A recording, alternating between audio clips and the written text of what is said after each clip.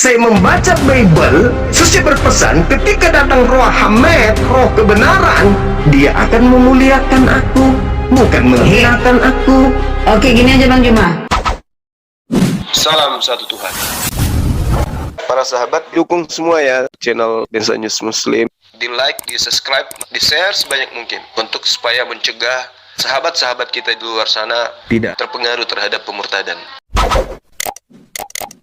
Saya mau bertanya, menurut Bang Juma, ada berapa jenis kematian orang? Biar ini ada kaitannya dengan nabi palsu. Menurut Bang Juma, ada berapa macam kematian? Ada mati syahid, mati ini. Menurut Abang Juma, jenis kematian seperti apa? Kalau Bang Juma bisa ini, ya tetap begitu. Saya tetap panggil Gurunda. Iya, begini Bu. Kalau berbicara mengenai kematian, ada kematian hati, qalbu. Hatinya mati, ada kematian penglihatan. Matanya masih berfungsi tapi nggak melihat. Ada juga mati kupingnya. Mendengar tapi tidak mengerti apa yang dimaksud dengan firman Tuhan. Ada yang punya hati, mati juga hatinya karena tidak mengetahui apa yang diinginkan oleh Tuhan. Oke. Ada juga mati akal. Lanjut, saya matikan AC bentar Bang Juma. Ada juga yang mati akal. Mereka yang mengakal-akali ajaran agama supaya dianggap benar. Dan ada kematian, maut, terpisahnya jasad dengan ruh. Seperti itu. Ada juga mati kekal, yaitu sengsara selama-lamanya di neraka. Begitu sih Ibu. Berapa jenis tuh Bang Juma? Ya kalau di kami sebenarnya nggak ada pembagian seperti itu. Allah cuma mengatakan summum bukmun umyum fahum la yarji'un. Nah sehingga kalau saya mengatakan mereka hanya mati hati, mati akal, pendengarannya juga mati, penglihatannya juga mati. Dan itu kalau ini yang sudah mati, itu yang bahaya. Kalau akalnya mati, hatinya mati, matanya mati. Ya yang mati lahiriah maksud saya Bang Juma. Kalau saya udah mati rasa.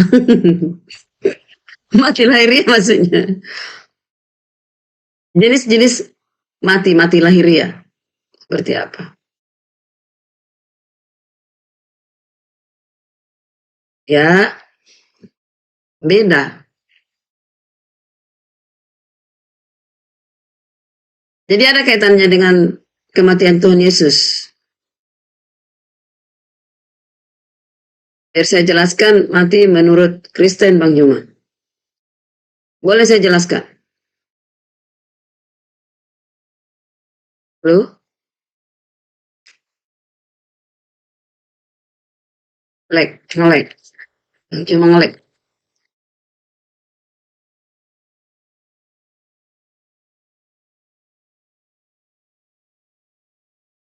Siapa ngelek saudara?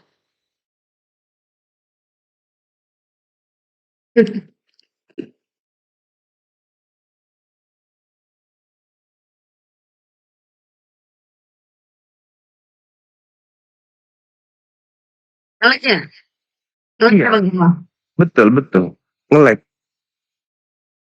Tunggu ya, Bu ya.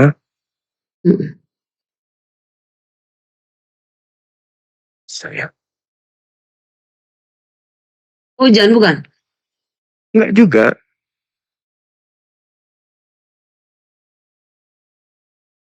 Oke. Iya karena bahas mati katanya jadi mati lampu. Mati sinyal. Benar juga ini.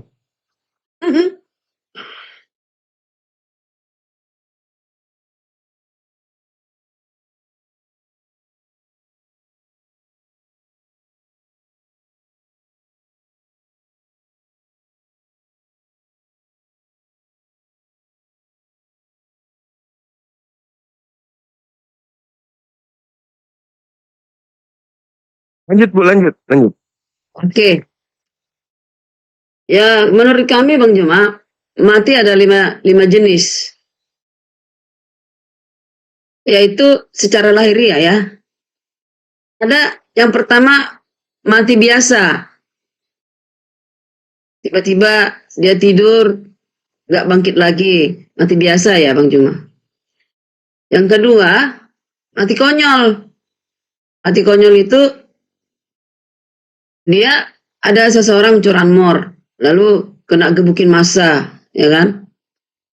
Ya itulah mati konyol yang kedua. Yang ketiga, mati sakit. Sakit. Itu orang tua saya sakit sehingga meninggal, ya kan? Yang ketiga. Yang keempat, mati syahid atau mati martir. Para nabi dan para rasul banyak yang mati martir dan mati syahid. Termasuk murid-murid Yesus, para rasul. Itu semua mati syahid. Ya kan? Nah, yang saya mau ini yang paling terakhir. Yang paling terakhir mati karena korban. Sebagai korban. Yaitu Yesus. Hanya satu di bumi ini. Mati karena dikorbankan. Oke. Sekarang saya mau tanya Bang Juma. Nabi yang ada pada Bang Juma, mati apa itu dikatakan? Itu yang mau saya tanya. Coba Bang Juma jawab. Iya, beliau Nabi Muhammad mati syahid.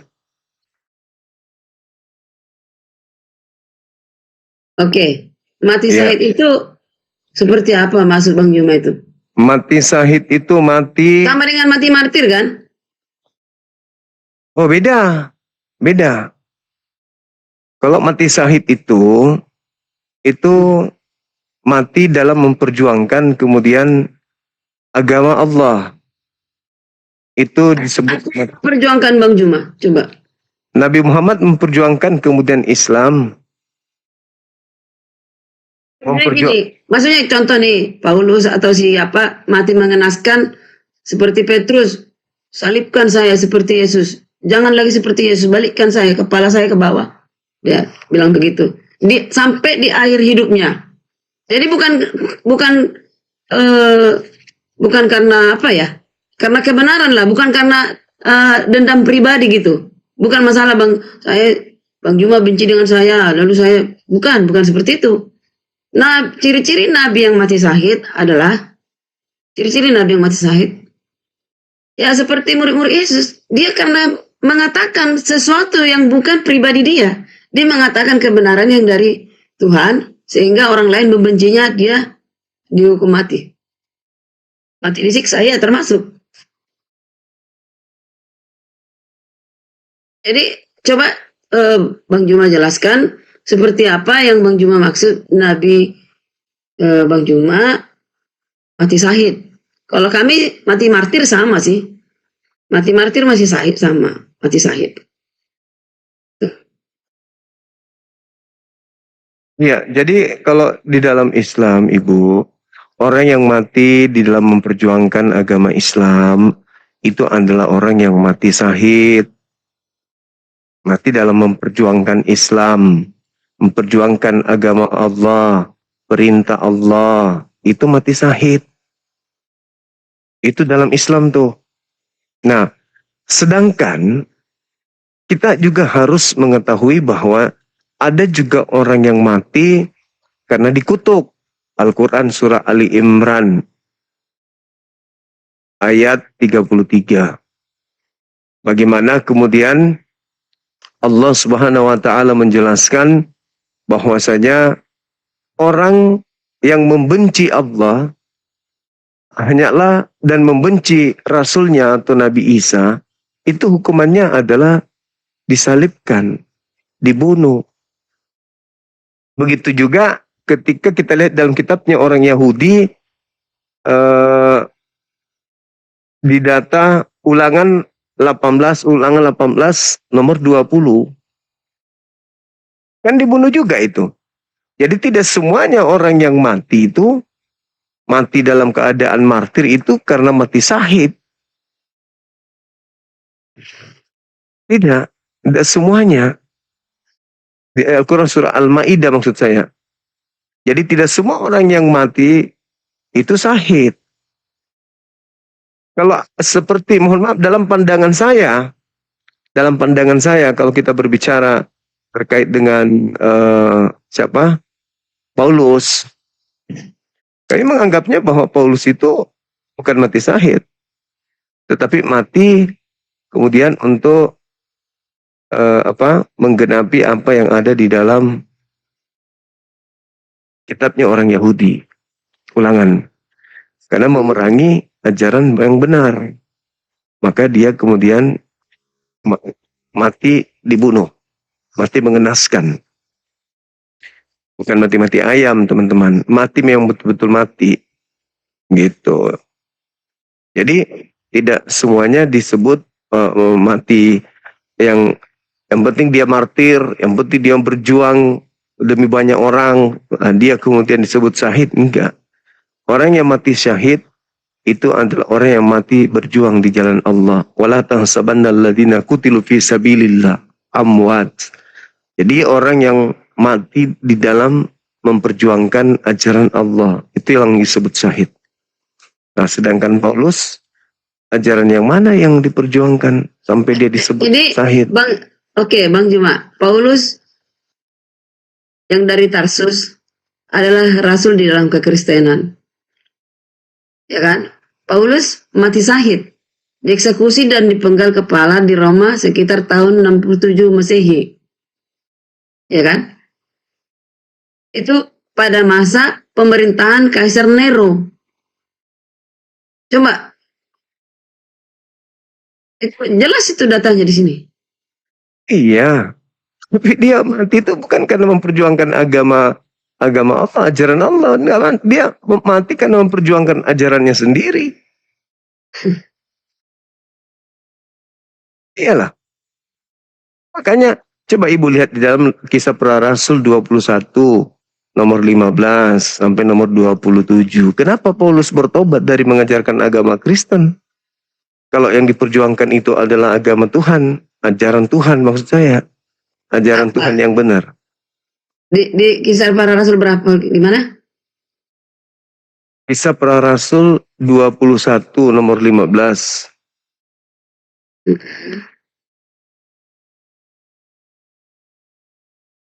Itu pertemuan Paulus dengan Yakobus di Yerusalem.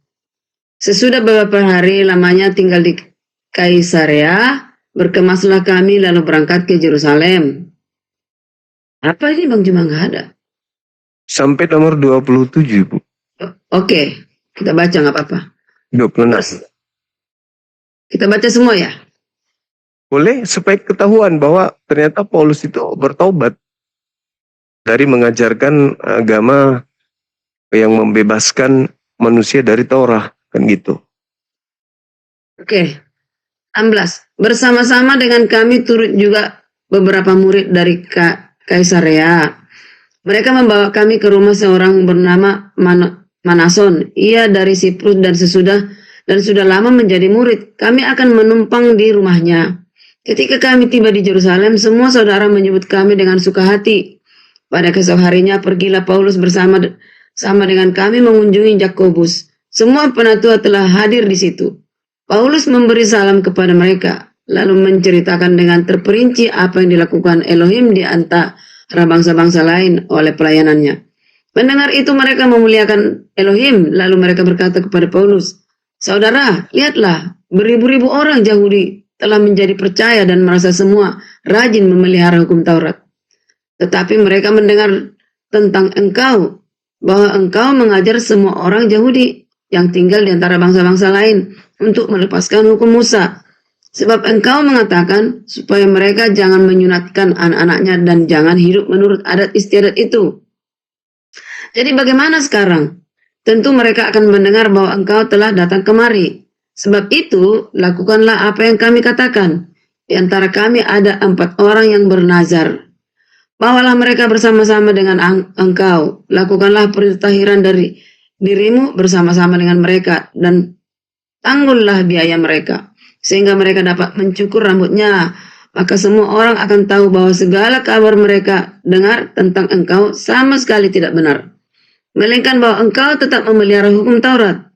Tetapi mengenai bangsa-bangsa lain yang telah menjadi percaya, sudah kami tuliskan keputusan-keputusan kami, yaitu mereka harus menjauhkan diri dari makanan yang dipersembahkan kepada berhala, dari darah, dari daging binatang yang mati dicekik, dan dari percabulan. Pada hari berikutnya, Paulus membawa orang-orang itu serta dengan dia, dan ia mentahirkan diri bersama-sama dengan mereka, lalu masuk ke bait Elohim untuk memberitakan bila mana pentahiran akan selesai dan persembahan akan dipersembahkan untuk mereka masing-masing. Apa yang dipetik di sini, Bang Juma? Itu kan perjalanan mereka. Paulus diminta untuk bertobat, mentahirkan diri, dan mempersembahkan persembahan. Dikarenakan dia telah melakukan satu pengajaran yang menyimpang, mengajak orang-orang untuk makan makanan yang tidak dihalalkan di agama Yahudi dan mengajak orang-orang untuk tidak bersunat. Maka ketika ia datang ke sana, dia menuruti apa perintah kemudian tua-tua yang ada di situ. Dia mentahirkan diri, dia membayarkan nazar orang, lalu dia mempersembahkan persembahan. Berarti gagal dong persembahan Yesus di atas salib. Bukan. Bawalah mereka bersama-sama dengan engkau, lakukanlah pentahiran dirimu bersama-sama dengan mereka, tanggunglah biaya mereka, sehingga mereka dapat mencukurkan rambutnya. Maka semua orang akan tahu bahwa segala kabar yang mereka dengar tentang engkau sama sekali tidak benar, melainkan bahwa engkau tetap memelihara hukum Taurat. Ini bisa aja pas dia bisa aja ini pada saat mereka, ini judulnya di sini, sebentar. Melainkan engkau melihara hukum Taurat. Mana ada? Pertemuan Paulus dengan Yakobus di Yerusalem. Iya. Ini kan masa transisi, bisa aja masa transisi Bang Juma. Iya, dia setelah kembali mengajarkan ajarannya di luar, kembali ke Yerusalem dia. Sampai di sana, beliau disuruh bertobat dan bertobat dia. Bahkan diajarin, seakan-akan kamu itu masih memegang teguh hukum Taurat. Padahal kan tidak. Dia di luar mengatakan, itu sampah, itu skubalon. Itu rugi. Sekarang begitu saya sudah mengenal Kristus, saya melakukan yang dulu-dulu itu, saya merasa rugi, kata dia. Itu dia sahabat ibu. Ada orang yang bernasar, bawalah dia, bayarkanlah nasarnya. Lalu Paulus melakukan itu semua. Bahkan di ujung 26-nya kan dia masuk ke dalam bait suci kan. Mempersembahkan persembahan. Nah itu dia. Lalu buat apa dia? Berarti dia meninggalkan Yesus yang katanya persembahan itu cuma sekali terakhir. Hanya Yesus di atas tiang salib. Setelahnya enggak lagi. Oke, aku udah dapat. Nah silakan. Saya udah dapat. Jadi ini yang 21. Tetapi mereka mendengar tentang engkau, bahwa engkau mengajar semua orang Yahudi yang tinggal di antara bangsa-bangsa lain untuk melepaskan hukum Musa. Itu hukum Musa apa? Hukum sunat ya. Lalu masuk Paulus hukum Taurat. Hukum Musa itu hukum Taurat. Iya. Hukum Musa termasuk hukum ya bersunat. Termasuk sunat. Iya. Masuk sunat. Ya, sebab engkau mengatakan supaya mereka jangan menyunatkan anak-anaknya dan jangan hidup menurut adat istiadat. Ya kan? Iya. Karena Paulus mengatakan demikian. Karena Paulus mengatakan begini. Untuk apa tubuhmu bersunat tapi hatimu tidak suci? Sunat rohani lah yang terutama. Paulus bersunat. Tapi kenapa dia menganjurkan? Nah, makanya orang Kristen sekarang ini tidak masalah tidak bersunat, hati yang terutama, sunat hati. Ya, sunat hati. Itu maksud Paulus. Sunat hati itu kan menundukkan hati kepada perintah Tuhan. Itu sunat hati. Perintah Tuhannya sunat kulub, ya ikuti. Kalau hatinya sudah disunat, ya ikut. Justru orang yang tidak bersunat kulub itu orang yang tidak sunat hatinya. Sunat hati itu jangan sombong dari perintah Tuhan. Apa yang Tuhan perintahkan ikuti, jangan tegar tengkuk. Perintahnya jangan makan babi, ya jangan makan babi. Perintahnya sabat, ya sabat, jangan kau rubah minggu. Perintahnya satu Tuhan, ya satu Tuhan. Jangan ada lagi kau tuhankan yang lain. Itu namanya sunat hati, kau tunduk. Mengasihi apa yang Tuhan perintahkan, hatimu tunduk ke situ. Itu sunat hati, nggak sombong, nggak angkuh, nggak tegar tengkuk, nggak merasa hebat, nggak merasa sok. Saya kan anakmu. Maka aku tidak wajib lagi untuk mengikuti perintahmu. Itu bukan sunat hati. Bagaimana mau dikatakan sunat hati, sunat rohani, kalau kulub aja nggak dia lakukan? Gimana ceritanya dikatakan orang ini benar, orang perintah Tuhan dilanggar semua? Makanya begitu dia kembali ke Yerusalem tanpa malu-malu, dia melakukan pentahiran dirinya. Alamak.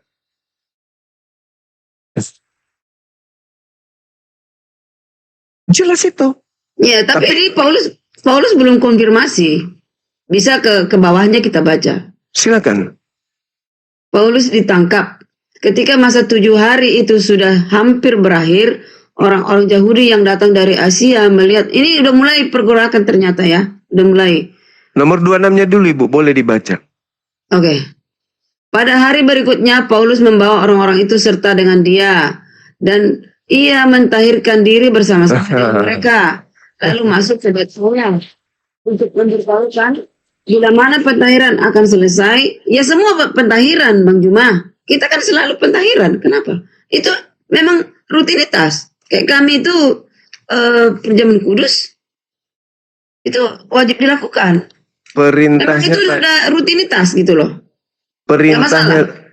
Iya. Jadi orang Kristen masih mempersembahkan juga. Masih melakukan persembahan gitu. Orang-orang kita Kristen ini. Ya. Persembahan mana? Persembahan kan? Kalau orang Yahudi melakukan persembahan, apa persembahan orang Yahudi? Kan domba atau kambing, atau lembu atau sapi. Seperti perintah Yesus kepada orang-orang di Matius 8 nomor 4. Perlihatkanlah dirimu kepada imam-imam, lakukanlah persembahan seperti yang dipersembahkan oleh Musa.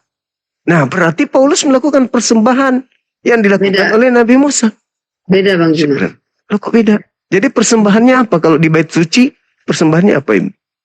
Kalau persembahan seperti Abraham mempersembahkan Ishak, berbeda. Nah, ini Nabi Musa ini. Paulus, pada hari berikutnya, Paulus membawa orang-orang tersebut untuk apa? Beserta dia untuk apa? Untuk mentahirkan diri bersama-sama dengan mereka. Lalu dikatakan di situ, lalu masuklah Paulus ke bait Tuhan, baitullah, untuk memberitahukan bila mana pentahiran akan selesai dan persembahan yang akan dipersembahkan untuk mereka masing-masing.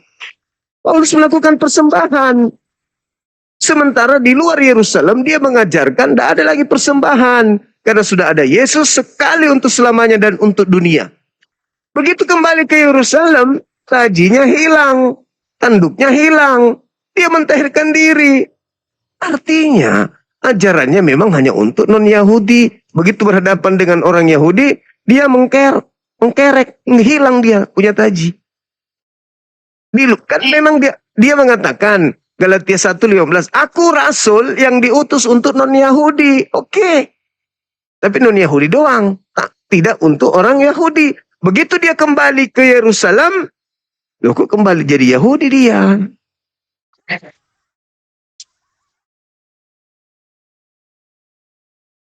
Ya, di sini ternyata jadi apa dia ya? Jadi perbincangan gitu. Sambil ini yang Paulus ditangkap. Akhirnya dia ditangkap ya. Inilah mati martir yang sebenarnya, mati syahid. Jadi ketika masa 7 hari sesudah hampir berakhir, orang-orang Yahudi yang datang dari Asia melihat Paulus di dalam bait Allah, bait Elohim, lalu mereka menghasut rakyat dan menangkap dia. Ya kan?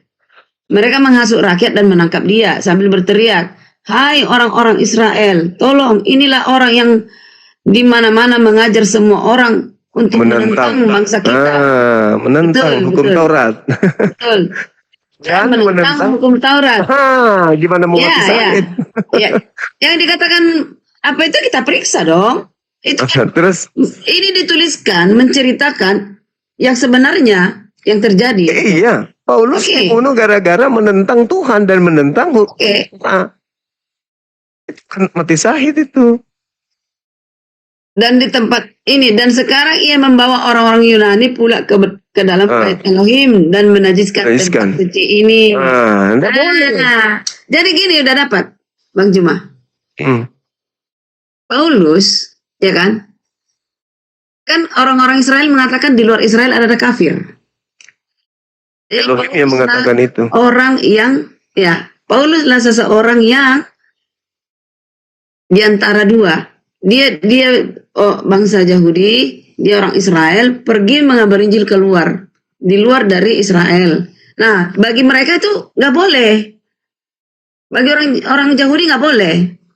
Ini sebab mereka telah melihat Trofimus dan Efesus sebelum bersama-sama dengan Paulus di kota dan mereka menyangka bahwa Paulus telah membawa dia ke dalam bait Allah. Nggak boleh. Jadi sehingga Pauluslah yang mengatakan pengikut Kristus, ya kan? Pengikut Kristus artinya keselamatan bisa di luar dari kekristenan. Yaitu Paulus yang mengatakan itu.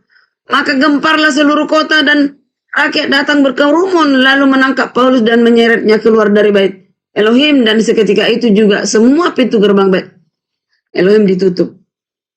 Jadi ini orang Israel ini fanatiker ini, Bang Juma. Mereka masa transisi tidak terima. Itu biasa seperti itu. Ya inilah sekarang sehingga ada Kristus.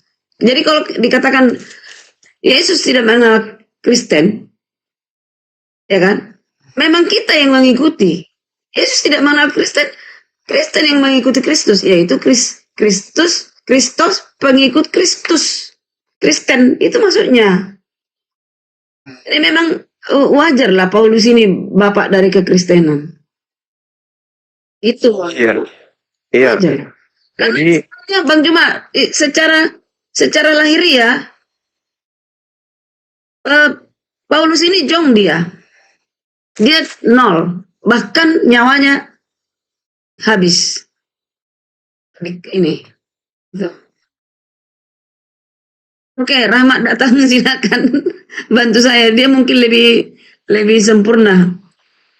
kalau Ibu lihat di dalam Yehezkiel 4:4 Ibu, di situ Tuhan sendiri yang berfirman, tidak seorang pun dari orang asing yang hatinya dan dagingnya tidak bersunat boleh masuk ke dalam tempat kudusku.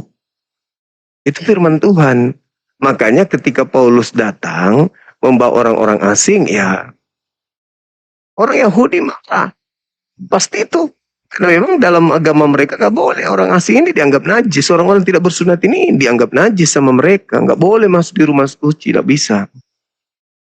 Gitu. Makanya ketika Paulus masuk kembali ke Yerusalem, dia bertobat dari ajaran Kristen. Seperti itu Ibu. Selamat malam Pak saudara saya Ringo. Ya, selamat malam. Siap? Juma. Siap. Gimana kabar? Sehat? Sehat. Syukur alhamdulillah. Silakan Bang, mungkin ada yang ingin ditanggapi. Aku lihat judulnya ini Nabi Palsu. Iya. Nah, aku berbicara mengenai Nabi Palsu dulu ya. Boleh, silakan. Jadi seringkali umat Kristen menganggap kalau Nabi itu harus ada mujizat yang dilakukan, baru dia percaya bahwa yang melakukan mujizat itu Nabi. Padahal ada banyak Nabi yang ada di Alkitab tidak melakukan mujizat, tapi dia disebut Nabi. Jadi definisi Nabi juga belum jelas, apalagi terhadap umat Muslim. Bagaimana mau menjelaskan yang disebut Nabi, Rasul, apa bedanya? Ini yang jadi sulit. Jadi kalau Nabi adalah penyampai informasi dari surga ke bumi, jadi orang-orang pilihan yang dipilih Tuhan, yang dianggap Tuhan lebih baik dari antara semua manusia,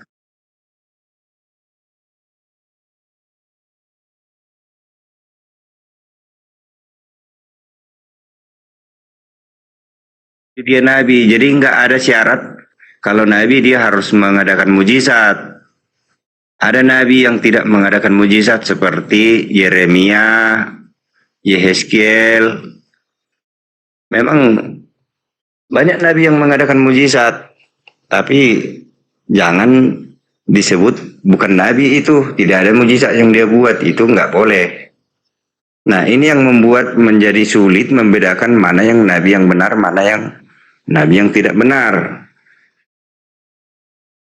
Nah, di Kristen mengakui walaupun tidak mengadakan mujizat, diakui seorang nabi itu Yeremia itu, diakui seorang nabi itu Yehezkiel itu. Ya, karena tertulis di Alkitab, ada tulisan-tulisannya dan banyak lagi, besar lagi. Nah, jadi yang mau saya sampaikan di sini, kalau disebut nabi palsu, berarti orang yang menyampaikan kebenaran menurut dia, tetapi tidak sesuai dengan nabi yang sebenarnya. Nabi yang sebenarnya menyampaikan kebenaran seringkali pahit bagi yang mendengarkan. Tetapi nabi palsu menyampaikan kebenaran menurut dia manis bagi yang mendengarkan, menyenangkan. Itu yang sering terjadi, makanya bingunglah umat manusia menentukan mana ini yang benar. Lebih cenderung memilih yang menyenangkan. Nabi yang perkataannya menyenangkan, itulah dipilih. Padahal bukan itu maksud Tuhan. Jadi yang terpenting dari semuanya itu adalah mengetahui maksud dan rencana Tuhan, itu yang paling penting.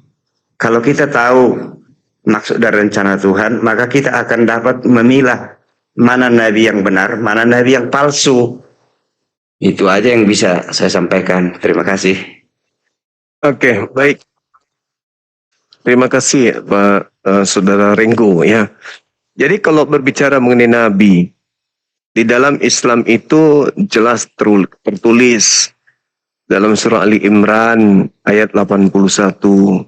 Allah bercerita bagaimana nabi-nabi ini sudah mengangkat perjanjian agung. Wa is ahazallahu mitsaqan nabiyyin lama ataitukum min kitabi wa hikmah tsumma ja'akum rasulun musaddiqul lima ma'akum. Nah, ketika berbicara tentang nabi dalam Islam, tertulis memang nabi dalam bahasa aslinya. Nah, yang bahaya ini di Kristen karena tidak ada bahasa asli nabi, itu nggak ada. Jadi yang tahu tentang nabi itu ya Islam, karena nabi itu konsepnya di Islam, bukan di Kristen. Di Kristen tidak ada nabi. Nah, lalu kemudian berbicara tentang nabi palsu. Kalau di Islam berbicara nabi palsu artinya yang kami tidak imani. Kalau nabi yang asli itu kan jelas yang beriman, percaya kepada Tuhan pencipta langit dan bumi, yang maha suci lagi maha tinggi. Kulu amanna billah wa ma unzila ilai wa ma Ibrahim wa Ismail dan seterusnya. Jadi apa yang diajarkan oleh para orang-orang yang disebutkan ini itu adalah nabi yang diutus kemudian oleh pencipta ke atas muka bumi.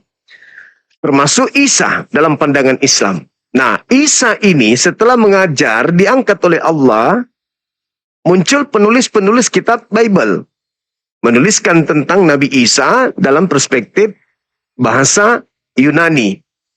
Maka lahirlah yang tadinya Isa menjadi Isus. Di Indonesia disebut Yesus.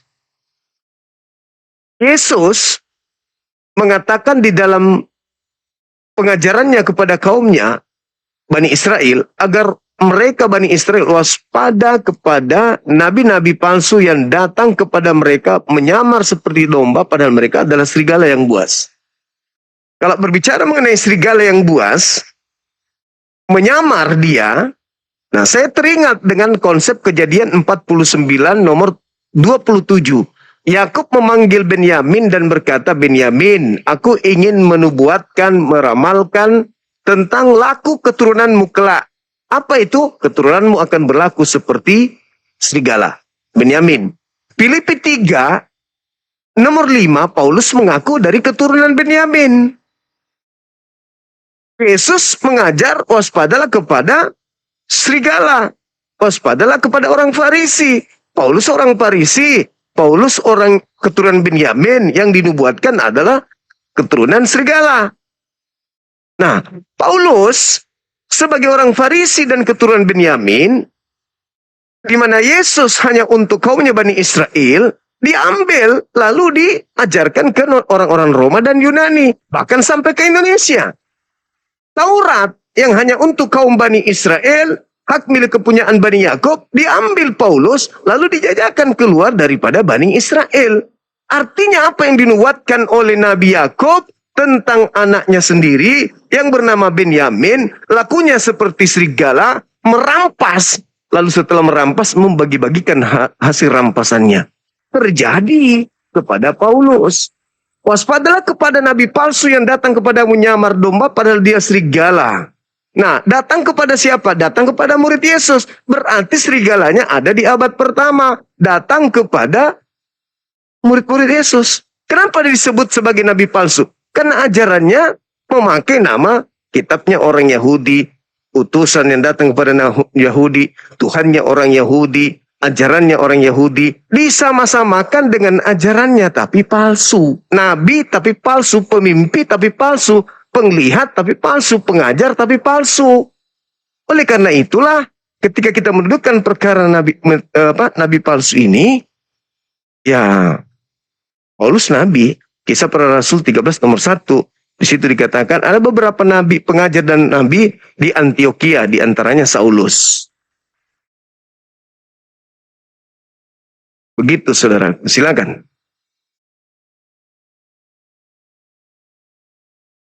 Oke. Ini yang punya akun siapa ya? Bang Juma ya? Iya, saya sendiri, Bang. Jangan bikin tepuk-tepuk tangan itu ya. Oke. Jangan bikin itu. Nanti itu berdampak besar itu. Kalau saya bicara misalnya nggak dibuat tepuk tangan. Ketika Bang Juma bicara dibuat tepuk tangan, itu memihak. Oke. Silakan. Jadi Paulus itu bukan nabi ya. Saya mau jelaskan semua Kristen yang ada di grup ini. Paulus itu rasul. Bedanya rasul dengan nabi harus jelas dulu. Rasul itu adalah orang yang diajar langsung oleh Yesus. Lain dari situ salah semua itu. Rasul harus orang yang diajar langsung oleh Yesus. Jelas itu dulu. Lalu Nabi adalah penyampai informasi dari Tuhan kepada umat manusia. Tuhan tidak bisa berbicara langsung kepada manusia, sehingga dipilihlah orang yang terbaik di bumi untuk menyampaikan pesannya kepada orang-orang di bumi, supaya bumi ini selamat. Itu tujuannya. Itu dulu, ada komentar sampai di situ, jadi makanya saya bingung. Bingungnya begini, katanya Muhammad itu nabi juga rasul. Nah, jelaskan Bang Juma dulu itu kerasulannya Muhammad. Terima kasih. Oke, baik. Jadi kalau seorang nabi itu yang menerima wahyu dari pencipta langit dan bumi, yang disebut rasul, levelnya lebih tinggi. Rasul adalah nabi yang menerima wahyu untuk dirinya dan untuk kaumnya. Itu rasul. Jadi rasul sudah pasti nabi. Nabi belum tentu rasul. Nah, masih ada tepuk tangan itu. Oh ya, sorry.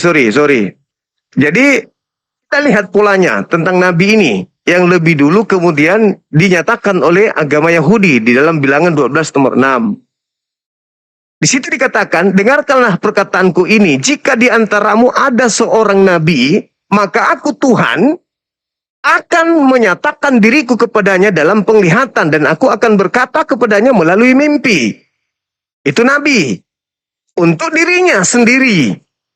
Sedangkan rasul adalah seorang nabi yang menerima penglihatan dari Tuhan dan firman dari Tuhan untuk dirinya dan untuk orang lain. Itu rasul.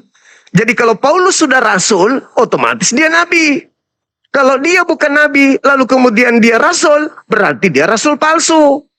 Begitu, Bang. Nah, sekarang Anda mengatakan Paulus itu rasul. Bagaimana dia rasul, nabi aja kagak? Berarti dia rasul palsu. Dengan dia rasul palsu itu sama dengan dia nabi palsu. Dasarnya jangan Quran, terlalu berat. Cukup kitab Bilangan 12:6. Aku Tuhan berkata kepadamu, jika di tengahmu ada seorang nabi, maka aku akan menyatakan diriku melalui penglihatannya, dan aku akan berkata kepada nabi tersebut melalui mimpi. Itu untuk seorang nabi. Bagaimana dengan rasul? Nabi yang tadi aku datang kepadanya melalui mimpi, melalui penglihatan, akan menyampaikan ajaran-ajaranku yang kuajarkannya melalui mimpi dan penglihatannya kepada orang-orang lain. Itulah yang disebut rasul. Jadi kalau rasul, tugasnya lebih tinggi daripada nabi. Mudah-mudahan sampai sini Anda paham. Silakan. Salah itu Bang, cuma kalau di Kristen itu rasul itu yang diajar langsung oleh Yesus. Lukas, Kalau rasul nggak? 12 murid Yesus itu adalah rasul. Kalau Lukas rasul nggak? Rasul, ya. Di mana Yesus mengajar Lukas? Jadi begini, Bedanya rasul dengan nabi dulu kita ini ya. Lukasnya di mana Tadi bertemu Yesus? Bang Juma mengatakan kalau rasul sudah termasuk nabi. Saya mau jelaskan bedanya nabi dengan rasul. Kalau rasul itu pernah bertemu langsung dengan Yesus dan diajar langsung oleh Yesus, itulah rasul. Sedangkan nabi tidak pernah bertemu dengan Yesus, tetapi dia menyampaikan informasi dari surga ke dunia.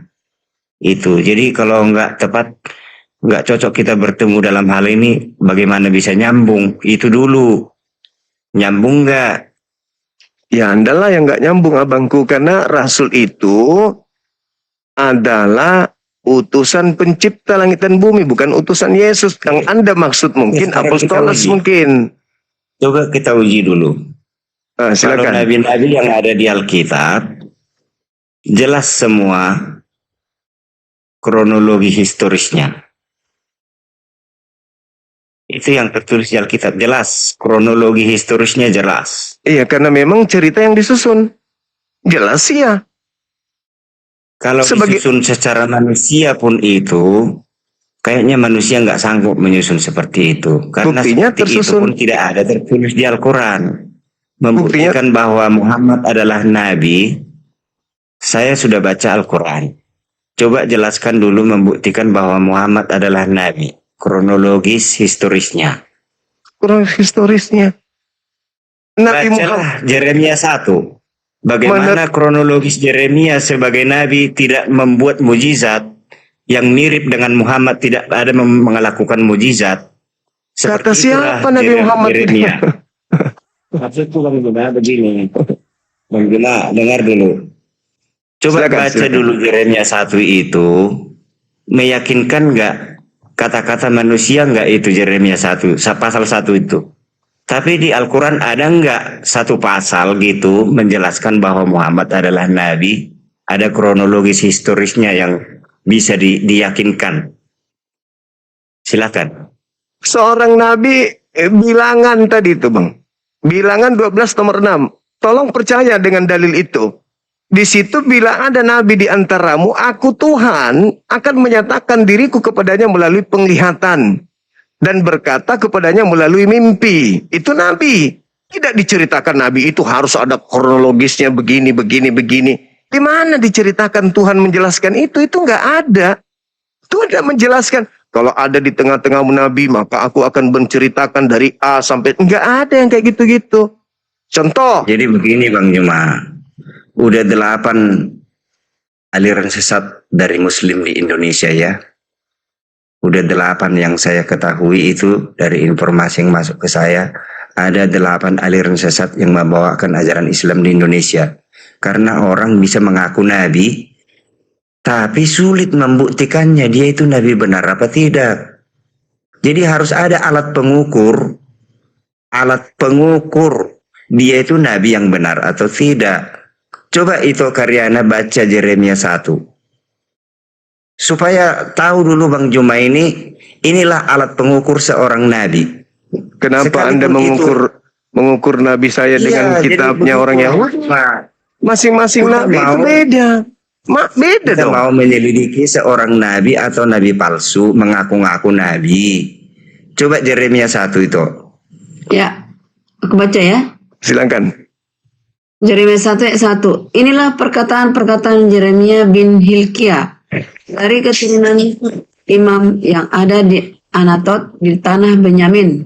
Dalam zaman Yosia bin Amon, Raja Yehuda, dalam tahun yang ketiga, dalam tahun ke-13 dari pemerintahannya datanglah firman Tuhan kepada Yeremia.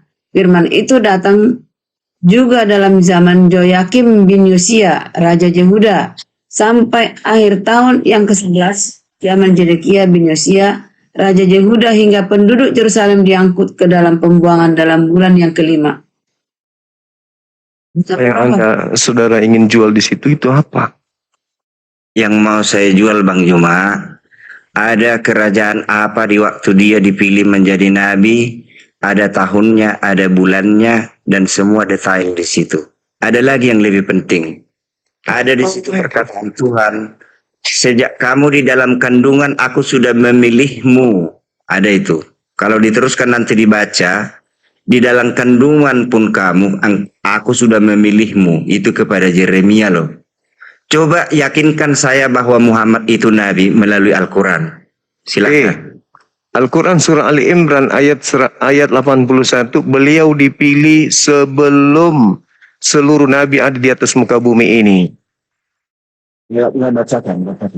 Nah, Al-Quran mengatakan di dalam Al-Quran surah Ali Imran ayat 81, wa is ahazallahu mitakan nabiyyin lama, kata Al-Quranul Karim, ataitukum min kitab wa hikmah. Di sana diterangkan bahwasanya ingatlah ketika Allah mengambil perjanjian dari para nabi di masa praeksistensi kenabian. Apa yang dikatakan oleh Allah? Manakala aku memberikan kitab dan hikmah kepada kalian, lalu datang kepada kalian seorang rasul yang membenarkan ajaran kalian yang ada pada kalian, niscaya kamu akan sungguh-sungguh beriman kepadanya dan menolongnya. Allah berfirman, apakah kalian wahai para nabi mengakui dan menerima perjanjianku atas demikian itu? Mereka menjawab, kami mengakui. Kami mengakui.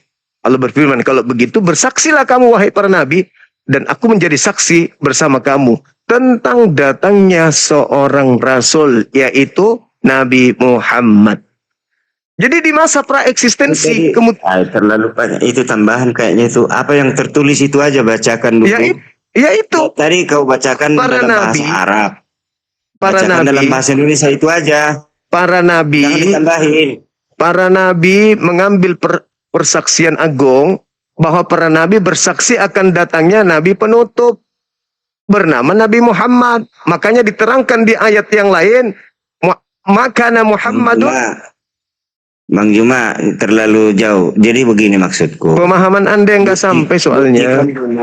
Buktikan dulu kepada penonton di sini. Buktikan kepada penonton di sini bahwa Muhammad itu adalah nabi yang diutus Tuhan melalui tulisan di Al-Quran. Ya Allah, Jangan ya Karim. Makana Muhammadun aba ahadim min rijalikum walakin Rasulullah wa khataman nabiyyin. Nabi Muhammad itu bukanlah bapa dari salah seorang di antara kamu, melainkan dia adalah rasul utusan Allah dan penutup para nabi. Apa buktinya? Dia bawa Islam, dia bawa Al-Quran. Sampai hari ini, hukum-hukum yang dibawa dijadikan sebagai hukum. Bahkan Indonesia memakai hukum yang dibawa oleh beliau. Bahkan orang Kristen, karena saking tidak lengkapnya ajarannya, menggunakan ajaran Nabi Muhammad sebagai pelengkap penambal sulam dari kitab mereka. Bukti, mereka menggunakan kata Alkitab dari ajaran Nabi Muhammad. Mereka menggunakan kata Nabi, kata Rasul. Kata Rasul sendiri itu dari ajaran Nabi Muhammad. Di dalam original teks kitab saudara nggak ada kata Rasul, nggak ada kata Nabi.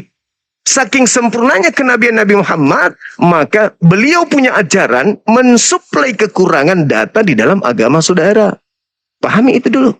Bible Anda sebut Alkitab, Paulus Anda sebut Rasul, Tuhan Anda sebut Allah. Itu semua adalah ajaran bukti kenabian beliau, sehingga ketika dikatakan dia datang untuk seluruh alam semesta, faktanya ajarannya juga Anda pakai meskipun Anda tidak beriman kepadanya. Itulah bukti kenabiannya. Nah, sekarang kalau dikatakan Paulus itu rasul, apa yang Islam pakai dari dia? Nggak ada. Tetapi pengikut Paulus mengambil ajaran-ajaran dari Nabi Muhammad. Bang Juma, kalau masih bahasa, beda rasul dengan apostel, apa sih bedanya? Apostel itu utusan. Iya, Kalau maksudnya rasul utusan Allah beda. hanya pengucapan. Oh, nggak bisa dong, nggak boleh. Nggak boleh. Firman itu adalah pengucapan. Jadi tidak bisa kemudian asal pengucapan. Firman itu Ada kok yang ucapan, benar. perkataan. Ada yang benar karena kita bahas ini di dalam antara Islam dan Kristen. Nah sekarang Bahas. kalau saudara mengatakan bahwa Paulus itu rasul, 13 kitabnya ini Paulus terima dari mana? Ya artinya saya udah baca saya sudah beli yang asli-asli. Iya, Bahasa Paulus ini menulis 13 buku ini sumbernya siapa? Capek berdebat begini. Tadi permintaan saya itu belum tercapai loh. Begini itu kalian. Justru permintaan saya nggak tercapai. Saya sudah menjawab Anda. Makana Muhammadun. Sudah menjawab. Dirimu sendiri bukan dari Al-Quran. Al-Quran surah Al-Ahzab ayat 40. Ali Imran Ya, ayat Al-Qurannya itu bacakan 81. dalam bahasa Indonesia. Bahasa Arabnya nggak Kan sudah bisa. dibacakan tadi. Nabi Muhammad itu bukanlah bapak dari salah satu di antara kamu. Melainkan dia adalah rasul dan penutup para nabi. Udah. Oke ya, supaya penonton membandingkan, inilah Nabi yang diutus Tuhan yang benar menurut Alkitab. biar percaya spill aja Bang Juma, spill. Nah, sekarang tolong Saya membacakan ini. Sama dulu Bang. Tolong tunjukkan firman Elohim tentang kerasulan Paulus. Silakan. Enggak, ini Ada? jangan itu, nggak usah bikin tepuk tangan itu ya, mengganggu itu. Ada nggak Jadi begini. kerasulan Paulus dari Elohim? Ada nggak? Atau dari Yesus deh? Nggak ada. Ini saya mau buat contoh bagaimana keyakinan manusia bisa meyakinkan bahwa Tuhan meyakinkan manusia melalui tulisan-tulisannya bahwa orang ini adalah nabi. Karena aku juga bisa ngaku nabi besok. Nggak ada yang percaya. Nggak ada yang percaya. Ada Nabi Luka. Ya, ada yang percaya. Yang itu akan sesat terus. Iya, sama Tapi- seperti Paulus. Paulus banyak yang percaya. Kan begitu. Saya baca dulu ya, tenang ya Bang Juma ya. Silakan. Firman inilah kitab Yeremia pasal 1, saya baca ayat 4. Firman Tuhan datang kepadaku bunyinya, ayat 5. Sebelum aku membentuk engkau dalam rahim ibumu, aku telah mengenal engkau, kata Tuhan. Sebelum engkau keluar dari kandungan, aku telah menguduskan engkau. Aku telah menetapkan engkau menjadi nabi bagi bangsa-bangsa. 6. Maka aku menjawab, kata Yeremia, "Ah Tuhan Allah, sesungguhnya aku tidak pandai berbicara sebab aku ini masih muda." 7. Tetapi Tuhan berfirman kepadaku, "Janganlah kau katakan aku ini masih muda, tetapi kepada siapapun engkau kuutus, haruslah engkau pergi, dan apapun yang kuperintahkan kepadamu haruslah kau sampaikan." Coba, kalau ada intervensi manusia di tulisan ini, kita akan tahu seseorang yang mengaku-ngaku nabi, dia dirinya yang memproklamirkan dirinya nabi, itu nabi palsu. Tapi ini Tuhan, di dalam kandungan kau sudah kupilih, sudah kukenal kau, kata Tuhan. Ada enggak ayat seperti ini di Al-Quran meyakinkan bahwa Muhammad adalah nabi? Silakan. Nah, tadi kan sudah disebutkan ayatnya. Gimana sih orang ini? Anda lupa nggak? Atau Anda nggak tahu bahwa Pendapatmu kau sampaikan, sabar dulu. bukan ayat Al-Quran. Ayat Al-Quran yang kuminta, bacakan aja bahasa Indonesia. Tadi Al-Ahzab sudah kubacakan. Biar percaya Nabi- spill aja Bang Juma, spill. Nabi Muhammad bukanlah bapak dari seorang di antara kamu, melainkan dia adalah rasul utusan Allah dan penutup para nabi. Wa khataman nabiyyin. Dalil. Siapa yang berkata demikian? Allah Subhanahu wa taala. Oh, jadi Muhammad penutup Nabi, kata Yes. kepada Kata Allah kepada seluruh umat manusia melalui perantaran wahyu yang dibawa oleh Allah Roh Kudus. berbicara kepada Muhammad. Engkaulah Nabi- penutup Nabi.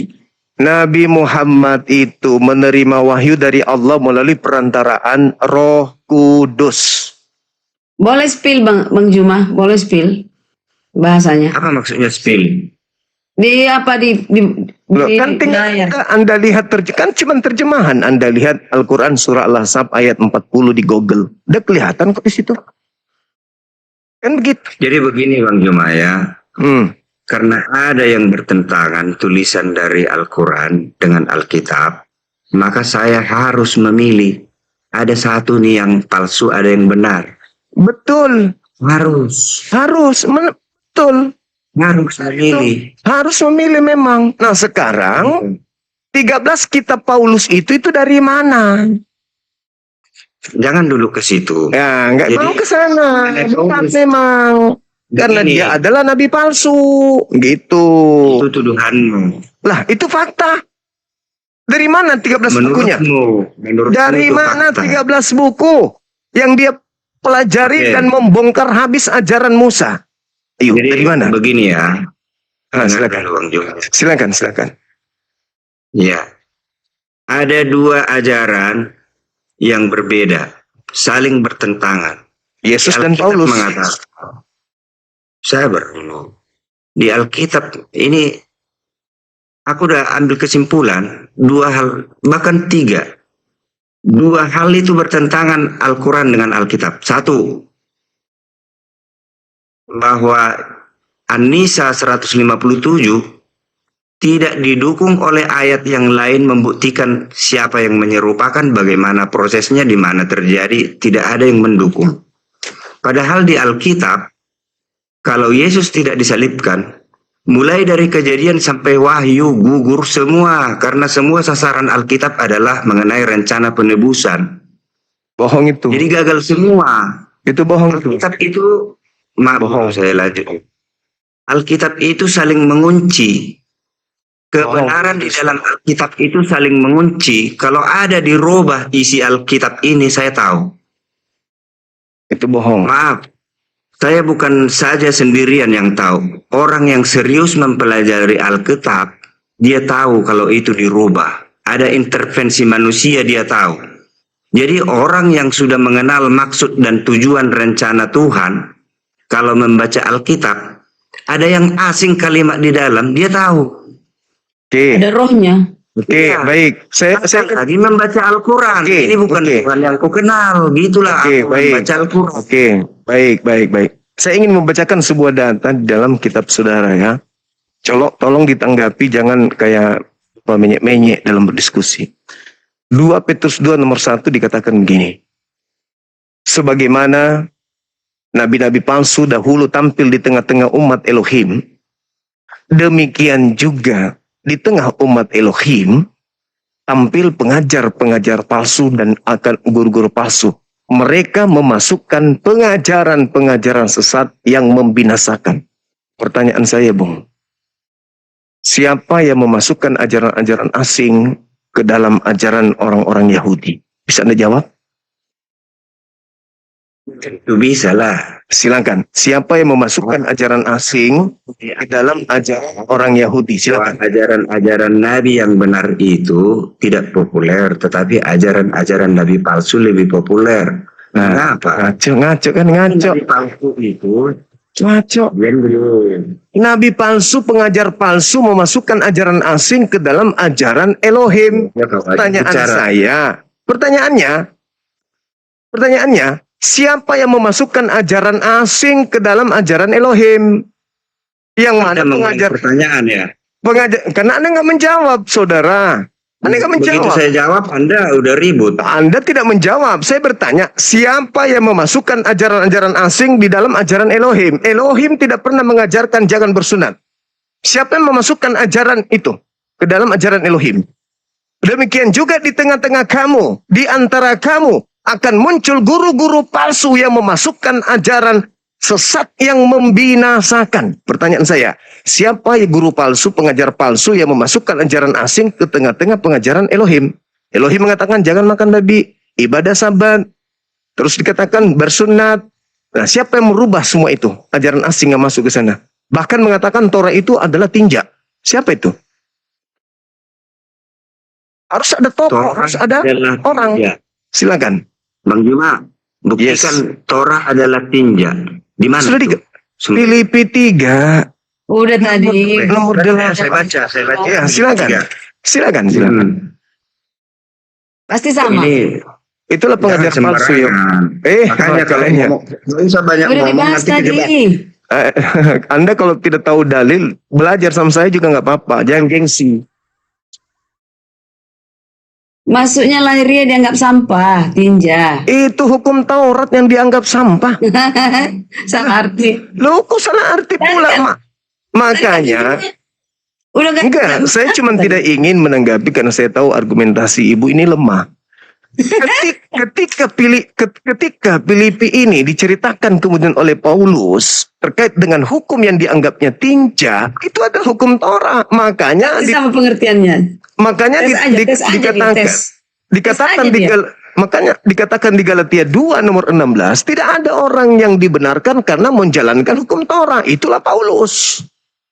Yang mengatakan sesuatu ajaran asing yang masuk ke dalam pengajaran Elohim. Di luar dari Silakan. itu sampah. Silakan. So, Karyana, kita belajar dulu sama Bang Juma ini ya. Silakan. Wajib Anda belajar. Silakan. Kita dengan rendah hati belajar sama dia. Iya, Bang betul Juma, sekali. tolong tuntun kami supaya percaya kepada Al-Quran. Lah kenapa lari ke situ? Ini dulu. Batalkan dulu iman Anda. Pertanyaanku yang pertama.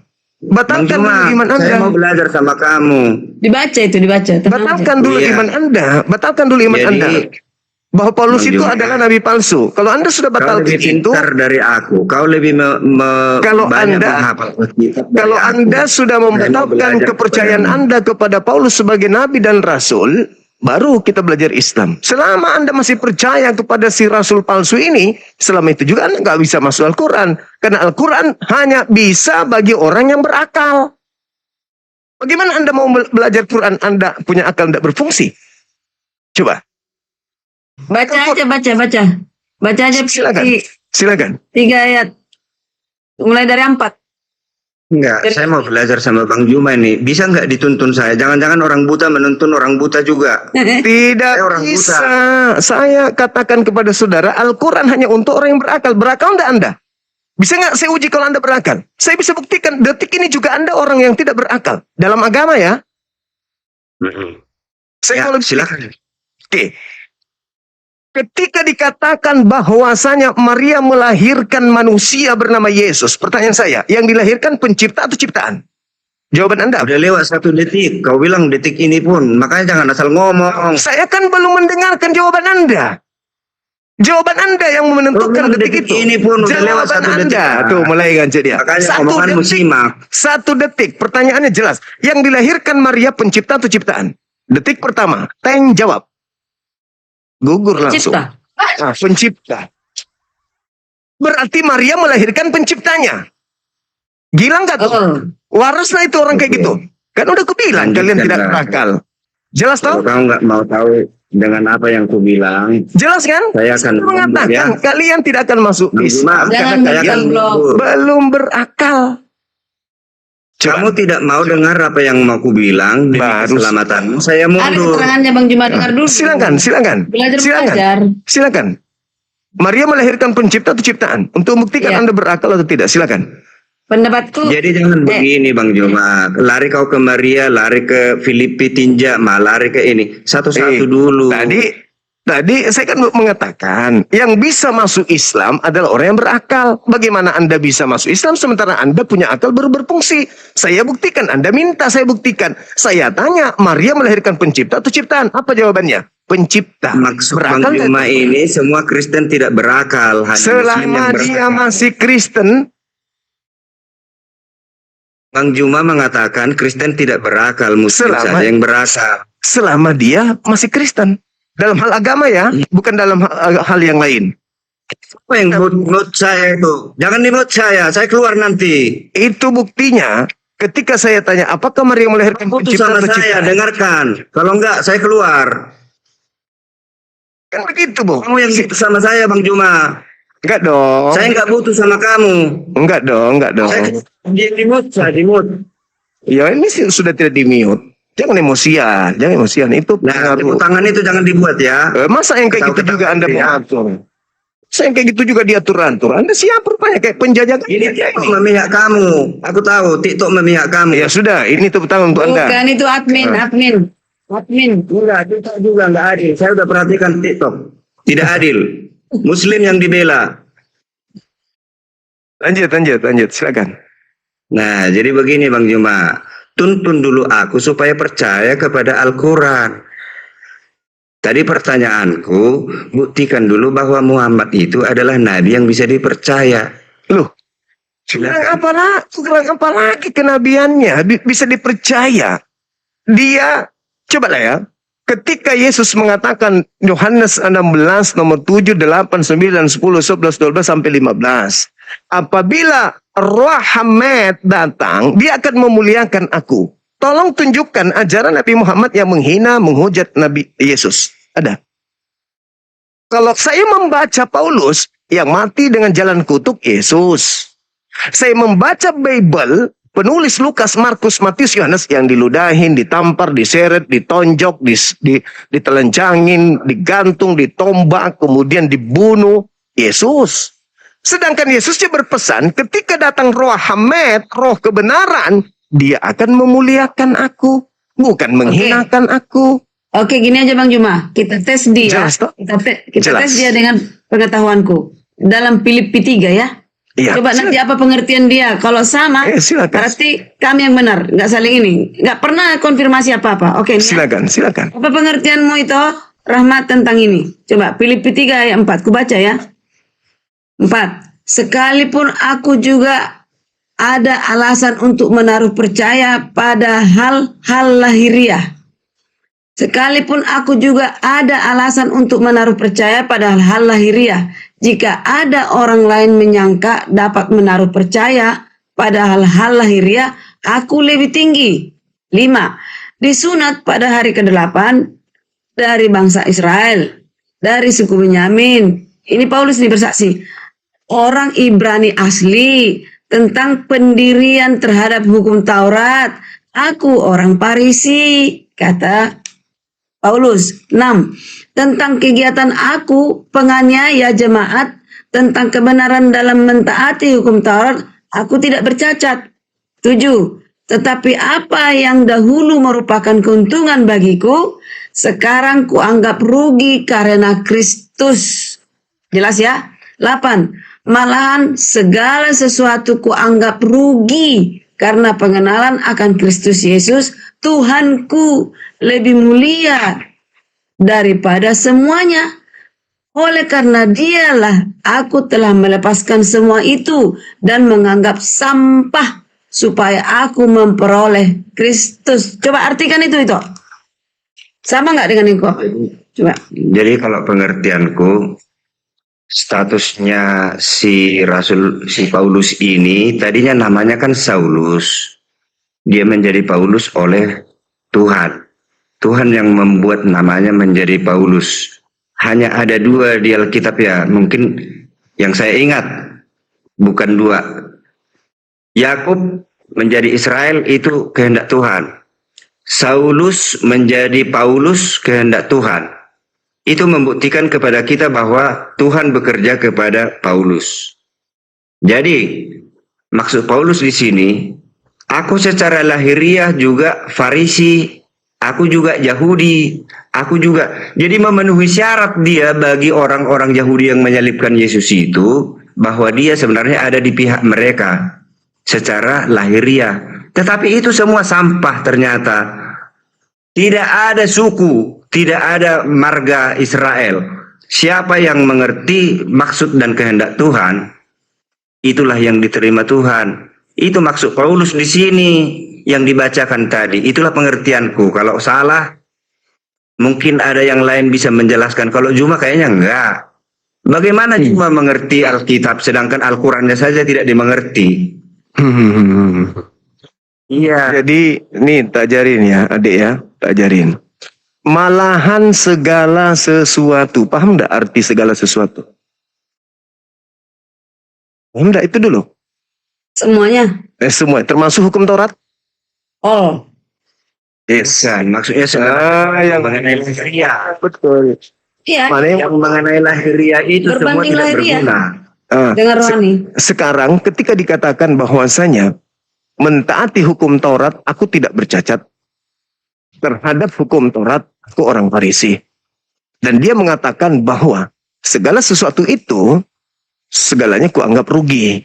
Bahkan semuanya itu dianggapnya apa? Sampah. Kenapa jadi Anda yang memilih? Sedangkan Paulus sendiri Yang mengatakan Dia sampai itu adalah secara lahiriah dia memenuhi syarat. pandai, Dia pandai. memenuhi syarat. Orang Batak bilang maswada dirina. Pandai. Ini loh, Pandai. ini perlu itu karya perlu tahu ini ya. Si Paulus tahu bahwa kesombongan orang-orang Yahudi ini bahwa semua di luar Yahudi dianggap sampah. Iya. Tapi Paulus sedang mengatakan sekarang ternyata statusku sebagai Yahudi, sebagai orang bersunat, sebagai Farisi Sampah. Pak, Iya. mengikut Yesus yang Sampah. penting. Artinya Bang Juma, walaupun kau dari Arab, Bang Juma dari Yaman, kau bisa mengikut Kristus. Itu maksudnya si Paulus. Iya, Kristus yang Jangan datang kepadanya. merasa hanya Kristus Yahudi yang saja datang kepada boleh Paulus. ikut Kristus. Kristus. Dengar aku ngomong. Saya mau Kristus. ulangi lagi, saya keluar. Saya paham. Yang Anda maksud adalah Kristus yang bukan manusia. Yang datang kepada Paulus. Beda dengan Kristus manusia yang datang kepada Bani Israel. Hanya untuk kaumnya. Sedangkan Paulus yang bukan manusia itu untuk seluruh bangsa. Kenapa? Karena kata Yesus, iblis yang datang kepada mereka murid-murid Yesus adalah untuk Bang Juma, menyesatkan banyak orang. gini deh. Tunggu dulu, dengarkan Berani dulu. nggak? Bang Juma kita offline ya, live ya. Berani nggak? Bikin waktu yang pas, tapi saya dalam perlindungan hukum. Saya sudah minta Murid ke saya API, kemarin hadapi saudara kok jadi babak API belur. Jabodetabek, saya minta buat saya perlindungan hukum, saya bisa mengkomentari Al-Quran. yang Jangan Anda kamu aja komentari? yang bisa Coba. mengkomentari Alkitab. Apa yang Anda komentari? Ilmu apa yang Anda punya? Bisa mengomentari Al-Quran? Enggak, Ilmu yang apa? aku maksud di sini, berani nggak kamu ketemu muka dengan saya supaya nanti kita bicara lebih jelas bagaimana mengenai semua yang diperbincangkan ini. Orang Kristen berbicara Quran, tidak ada ilmu, ya pasti jatuhnya kepada kena hukum karena nggak berdasarkan. Al-Quranmu aja nggak bisa disiplin kau ilmu. jelaskan Bang Juma, ngapain kau komentari Alkitab? Loh, karena Bible itu bahasa manusia, perkataan manusia bukan firman Tuhan, Pak. Jadi Al-Quran itu firman Tuhan. Bible Bahasa bukan. manusia begitu. Oh iya, pasti. Iya dong. Sekarang Oke. menurut saudara, apakah firman Tuhan bisa direvisi? Saya mau tunjukkan sama kau ya bahwa Alkitab bukan bahasa manusia. Oke, silakan. Mungkin kau sudah pernah baca ini, tapi nanti kau akan merenung. Ini tidak bisa dijangkau oleh pikiran manusia biasa. Silakan. Ya. Silakan. Aku mau apa yang kubacakan ini kau tunjukkan juga di Al-Quranmu seperti itu. Iya, Inilah silakan. kehebatannya Muhammad. Bahwa dia itu Silakan. menuliskan hal-hal yang bahkan dia tidak mengetahuinya. Silakan. Apa yang diwahyukan Allah kepada Nabi Muhammad, tak ada manusia yang bisa merubahnya sekarang ini. Nggak ada. Oke. Apa yang disampaikan Yesus supaya- dirubah-rubah oleh manusia. Silakan. Silakan. Pernah nggak mendengar Nabi Yesaya? Ya, nabinya orang Yahudi. Kenapa? Di zaman mana dia pernah hidup? Ya, saya 600 tahun sebelum Masehi. Siapa raja waktu itu? Raja setelah dia anak daripada Amos. Kenapa rupanya? Apa yang dilihat oleh Yesaya? Itu penglihatannya Kira-kira tentang Hizkia, tentang Moas dan seterusnya, dan tentang raja-raja Yehuda dan Israel. Bukan tentang Yesus. Nggak ada tentang Yesus. Kenapa rupanya? Jangan dulu terus bilang tentang Yesus. Nanti tunjukkan tulisan saya tentang Yesus setelah yang bacakan ini. Tidak akan ada. Kau tunjukkan sampai kapanpun, tidak ada tentang Yesus di Begitu kitab Rasmi Yesaya. ngomong sama saya, Nah, tidak coba akan tunjukkan. ada. Begitu tunjukin Tunjukkan. dia, alihkan Tunjukkan. lagi yang Tunjukkan. lain. Tunjukkan di mana Yesaya membahas Yesus. Tak ada satu ayat pun tak ada untuk Yesus. Tunjukkan. Ada Bang Juma. Di mana? Di mana? Di mana, Bu? Udah dinubuatkan ribuan tahun Itu kemudian. Kristen yang mengatakan itu. Kristen yang tidak memiliki kitab. Itu kitabnya Yesaya, kitabnya orang Yahudi. Orang yang punya kitab tidak pernah mengatakan itu untuk Yesus. Kalian aja yang tak ada kemudian alat menggunakan kitabnya orang untuk jadikan alat untuk menjadikan Yesus itu sebagai Tuhan. Coba, bisa enggak Kristen berdiri tanpa kitabnya Yahudi? Kan enggak bisa.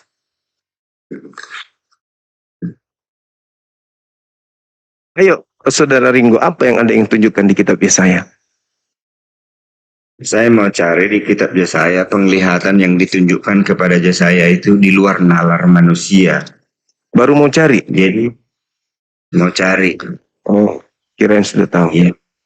Bahkan ada rupa-rupa bahwa bertubuh manusia tapi kepalanya seperti burung, seperti singa, seperti ini, 4 kepalanya. Itu di luar nalar manusia.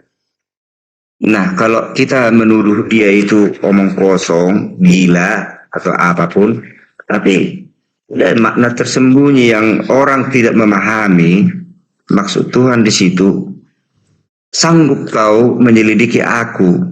Ya, ada kaitannya dengan lambang-lambang negara. Jadi yang ada di Alkitab itu tanda-tanda simbol-simbol binatang itu.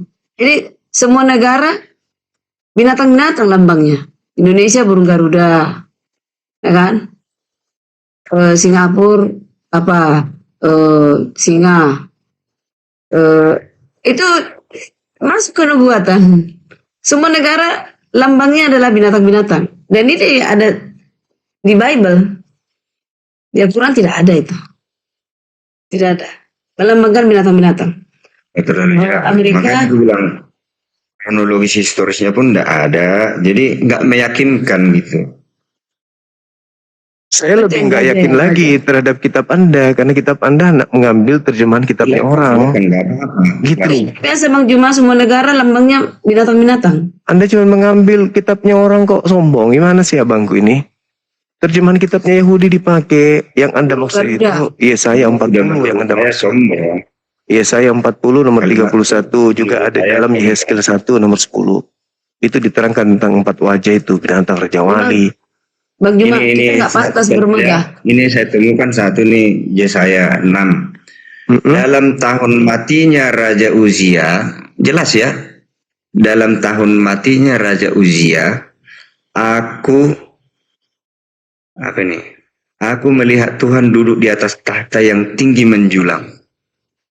Kan kisah. Dan Itu bukan firman Tuhan, itu kisah. Kisahnya Yesaya. Itu kisahnya enggak. Belum terjadi. Tunjukkan seperti ini. Sebentar dulu itu. Tunjukkan dulu kisahnya Muhammad. Kenapa Anda ingin menyamakan buku yang Anda ambil dari agama Yahudi dengan kitab suci Quran? Al-Quran itu Bukan saya menyamakan karena Anda menuduh Alkitab begini begitu, makanya saya bilang, Loh, tunjukkan dulu. Dengar dulu ya, Bang Juma ya. Kenapa saya harus mengikuti pola Bible-nya orang Dengar dulu Yahudi? ya. Dengar dulu ya. Saya sudah percaya kepada Alkitab, sudah teruji bagi saya bahwa Alkitab ini sekalipun ada intervensi manusia di sini, aku tahu itu salah. Anda sudah meyakini seperti itu di Al-Quran. Yakinkan dulu saya, Al-Quranmu itu bisa masuk ke saya, itu yang kuminta. Saya sedang meyakinkan kamu, saya sedang meyakinkan Juma bahwa Alkitab ini akurat. Aku bilang tadi, kebenaran di Alkitab saling mengunci. Oke, baik. Saling mengunci. Kalau ada yang salah meleset, aku tahu itu salah. Kenapa? Bertentangan dengan yang lain. Makanya baca keseluruhan. Jangan sepotong-sepotong. Saudara Renggo, kalau saya mengikuti pola saudara, Saya tinggal mengambil terjemahan kitabnya Yahudi, Perjanjian Lama itu, aku tempel dengan Al-Quran begini. Jadi utuh dia. Apa hakmu melarang? Sama-sama kita bukan punya kitab. Terjemahan kitabnya Yahudi aku ambil, ku tempel dengan terjemahan Al-Quran. Selesai. Maka jadilah seperti kitabmu. Yaitu kitab yang Spanyol, separuh nyolong Bisa dari terjemahan. ditempel. Ada yang bertentangan. Ada yang Bagaimana? bertentangan di dalam. Bagaimana Cuma dengan... bisa nggak? Tunggu. Enggak. Kalau Anda mengatakan ada yang bertentangan, ketika dikatakan Imamat 11 jangan makan babi, itu haram bagimu, sunat itu wajib, Kejadian 17 nomor 14, barang siapa yang tidak bersunat, bunuhlah dia, karena dia telah membatalkan perjanjian kekalku. Galatia 5 nomor 2 mengatakan bahwa barang siapa yang menyunatkan dirinya, maka Yesus Kristus tidak berguna baginya. Bertentangan. Nah, Al-Quran dengan Bible, Al-Quran dengan kitabnya Yahudi ada nggak bertentangan? Apanya yang bertentangan? Semua orang bisa membaca Alkitab ini, tapi tidak memahami isinya. Alasan klasik. Alasan Maka klasik. dengarkanlah pemahaman yang kujelaskan ini. Terjemahan supaya Al-Quran. Jangan Ditempelkan bikin terjemahan ketawa kitabnya itu. Yahudi. Selesai. Jadi satu kitab. Apa bedanya dengan Kristen? Surat-surat Paulus digabung dengan terjemahan kitabnya Yahudi. Tanpa legalitas. Tanpa ada validasi. Pengesahan dari Yahudi itu sendiri. Anda mengambil Tapi terjemahan sinkron. kitabnya. Anda tempel begini. Sinkron. Apanya yang sinkron? Nggak bisa. nggak Dari bisa. konsep ketuhanan saja sudah tidak sinkron. Jadi dengar ya Bang Ayo. Cuma ya. Di dalam kitabnya orang Yahudi, Tuhan bukan manusia dan bukan anak manusia. Di Paulus, Yesus manusia. Yesus manusia. Dan dia adalah Tuhan. Bagaimana ceritanya sinkron? Di kitabnya Yahudi satu Tuhan, di sini tiga Tuhan. Bagaimana mau sinkron? Di sini haram babi, di sini halal babi. Di sini Sabat, di sini Minggu. Coba. Mana ada minggu di Alkitab? Nah, karena tidak ada minggu, makanya saya katakan Kristen yang mula-mula itu sudah salah. Karena mereka beribadah hari Minggu. Sementara kalian baru usia agamanya 200 tahun kurang lebih, Advent itu. Yang diambil dari agama-agama Kristen sebelumnya. Sudah. Tapi kau ngomong, aku belum ngomong ya. Enggak. Kalau tidak ada lagi yang, kalau masih ada yang belum beres, saya bereskan lagi. Kalau ada yang bengkok, saya luruskan lagi. Yang bengkok-bengkok tadi sudah kuluruskan. Silakan bengkokkan lagi. Nanti kuluruskan lagi. Silakan. Sudah satu-satu lagi. Jadi Al-Quran, saya dulu yang ngomong itu. Ada Al-Quran yang sejajar dengan Alkitab. Mengenai sahabat dan makanan. Makanan-makanan haram itu Alkitab sejajar dengan Al-Quran. Termasuk mengenai sahabat. Tapi Muslim sekarang Jumat. Itu keliru. Al-Quranmu mengatakan sahabat, tapi kau mengatakan itu untuk orang Yahudi. Nggak jujur Al-Quran dengan pengikutnya. Al-Quran mengatakan sahabatlah yang benar, tapi pengikutnya Jumat yang benar. Itu juga salah, Bang Juma. Makanya kau berhari sahabat. Aneh. Sesuai dengan Saya bukan serigala nyamar domba, Anda seperti Anda. Anda bukan domba, tapi Anda nyamar domba. Saya Itu orang tuduhan. Islam. Oh, nggak bisa dong. Tuduhan. Yang Itu- kukatakan ini adalah sesuai dengan apa yang ada di Al-Quran dengan Alkitab. Oke, sekarang begini. Alkitab Sahabat menganjurkan itu- menguduskan hari sahabat. Sabat itu hukum Tuhan untuk siapa?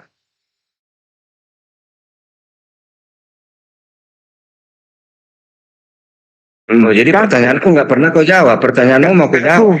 Takut. Anda memfitnah tadi. Anda Sebenarnya aku memfitnah. pikir bagaimana supaya Bang Juma ini Memfitnah memahami. dengan mengatakan Al-Quran harusnya ibadah Sabtu, tapi Al-Quran merubahnya menjadi Jumat. Umat Islam merubahnya. Itu fitnah. Ini kok kualitas Anda begini. Mau diskusi dengan saya? Bang Juma, Anda saya mau minta diskusi. ini. Anda Saya mau mau diskusi keluar dengan sekarang. saya. Selain Minta tentang ini Islam. satu ini aja. Tunjukkan di Al-Quran bahwa Jumat bukan sabat. Al-Quran surah Al-Jum'ah. Ya ayuhalladzina amanu idza nudiya lis-salati min yaumil jum'ah. Itu perintah untuk Apa seluruh artinya umat itu? manusia. Wahai orang-orang beriman, diperintahkan atasmu untuk beribadah di hari Jumat, salat Jumat. Di mana itu tertulis? Al-Quran surah Saya tulis Al-Jum'ah. nih, saya catat. Di mana Al-Quran tertulis? surah Al-Jum'ah. Ayat Surah- berapa itu teman-teman? Saya lupa ayatnya. Ya ayuhalladzina amanu Ternyata kau bertanya juga. idza nudiya lis-salati min yaumil jum'ah. Al-ju Al-Jumu'ah. Ada ayatnya. Memang belum pernah saya baca ini Al-Jumu'ah. Nah, makanya. Nomor berapa? Ada yang ingat ayatnya? Ayat berapa teman-teman sekalian? Berani kau Ayat 9. Sekarang kau ngarang. Saya bukan Paulus. Di mana pun baca. Saya bukan Paulus. Bang Juma, Apa tuh? Al-Quranmu baca. Apa tuh? Al-Baqarah 65-66 baca. Apa ayatnya? Baca Al-Baqarah 65-66. Iya, apa ayatnya? Lah, bacalah Al-Quranmu sendiri, masa kau nggak tahu? Loh, Anda membawa data kok kayak gitu caranya? Bawa data itu. Al-Baqarah 65-66. Bung, Tadi kalau aku baca kok. kalau Kan kita nggak baca jujur kan? Curang lo. waja'alnaha nakalan lima baina yadayha wa ma khalfaha wa mau'izatan lil muttaqin. Apa yang Anda ingin jual di sini? Ngerti saya kau bilang itu. Ya, Nggak ngerti bahasa Indonesia. Anda- Indonesia ini. Kami jadikan itu sebagian peringatan bagi orang-orang pada masa itu. Dan mereka kata Allah, mereka kata Allah yang datang kemudian setelah menjadi pelajaran bagi orang-orang yang bertakwa. Terus apa masalahnya? Tunjukkan di Al-Quran bahwa itu dirubah menjadi Jumat. Loh, Kalau memang itu untuk orang dulu, sekarang sudah Jumat. Tunjukkan. dengarkan. Nggak ada. Al-Quran surah Al-A'raf, ketetapan yang datang kepada Nabi Musa hanya diperuntukkan kepada kaumnya.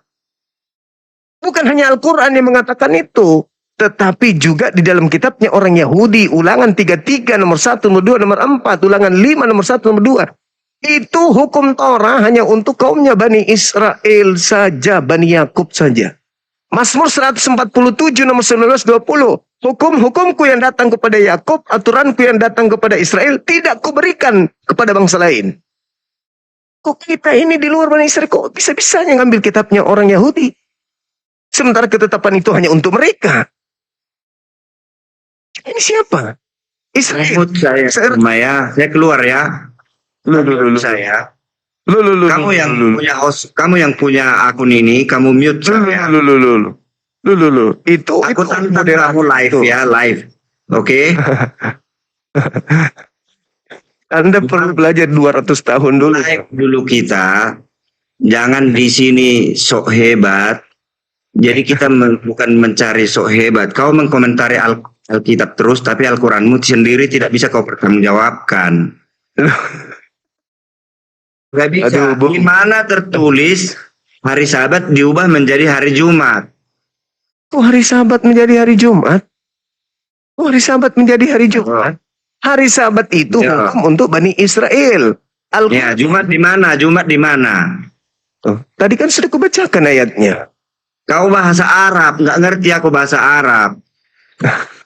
Sudah bahasakan bahasa Indonesianya. Wahai orang-orang beriman, diwajibkan atas kamu di mana di untuk salat Jumat. Al-Quran, di mana alamat di Al-Quran di mana? Sebut Al-Quran surah Al-Jumu'ah ayat 9. ayat 9. Saya Silakan cari. Anda baca. Baru mau di. Sekarang saya baca, nanti saya baca bahwa hari Sabat diubah menjadi Jumat ya. Lucu orang ini. Sabat itu untuk orang Yahudi. Sabat itu untuk orang Yahudi, bukan untuk orang Islam. Itu Kenapa kan mau menurut dirubah? Itu kan menurutmu semua orang bisa bilang apa saja. Ulangan 33, ulangan 5, hukum Torah itu hanya untuk orang Yahudi. Kenapa Hanya Anda Jumlah melarang? yang mengatakan begitu. Semua perintah Tuhan untuk semua manusia, termasuk Di orang mana Arab. dalilnya?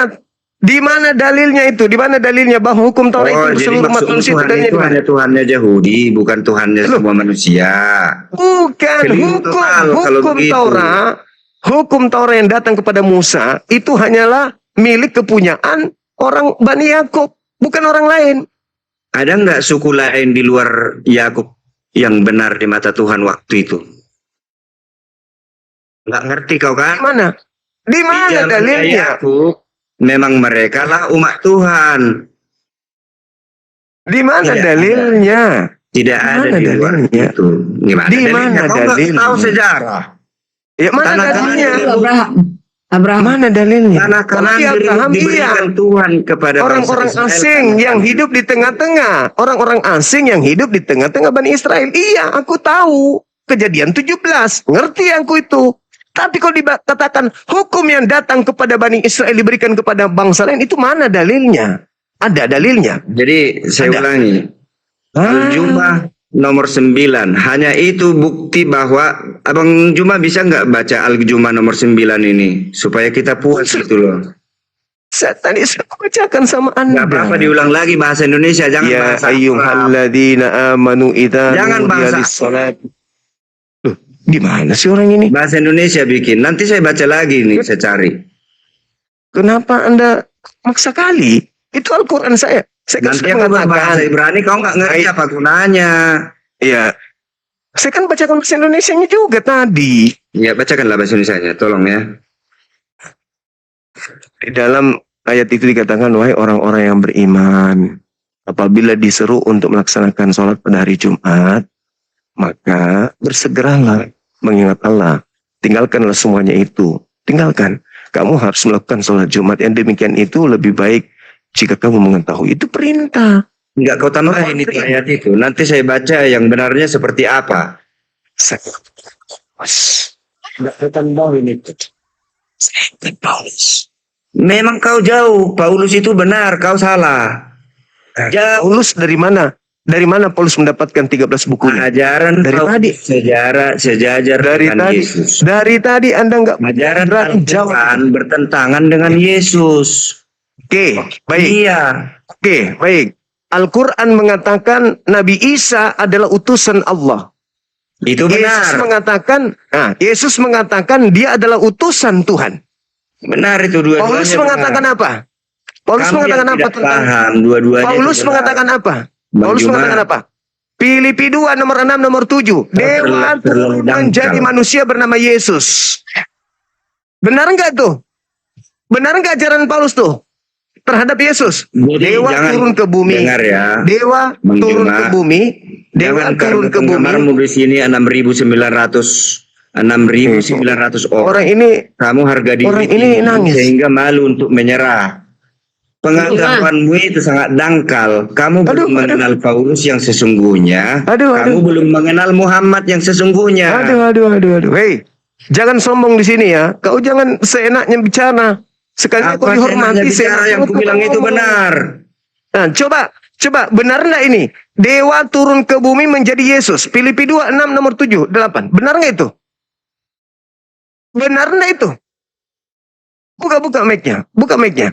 Benar tidak ajaran Paulus Yesus itu adalah dewa yang mengosongkan diri, tidak mempertahankan kedewaannya, melainkan mengosongkan diri Kenapa saya di-mute? dan turun ke bumi supaya kita nggak tabrakan bicara dan turun ke bumi Ya udah kau aja menjadi yang manusia. bilang, saya mundur ya. Nah, gantian. Bang Sekarang Juma, benar enggak maaf. ajaran Paulus itu? Maaf Silakan. Bang Juma, kau curang sama aku ya. Saya akan mundur dari sini. Kamu mau aja yang bicara. Loh, Saya udah gantian kan sudah aku bilang. Jelaskan dulu Saya bilang. Al-Quranmu menjelaskan bahwa sahabat diubah jadi Jumat. Kau nggak bisa jawab dengan Al-Quran surah Al-Araf. Saya di mute berkali-kali.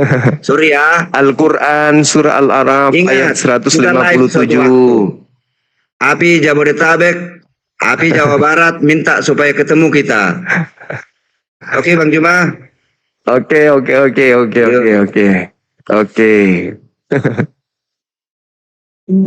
Ini loh Bang Juma. Aduh. Bang Juma ini loh, kutanya barusan. Apa itu, Bang?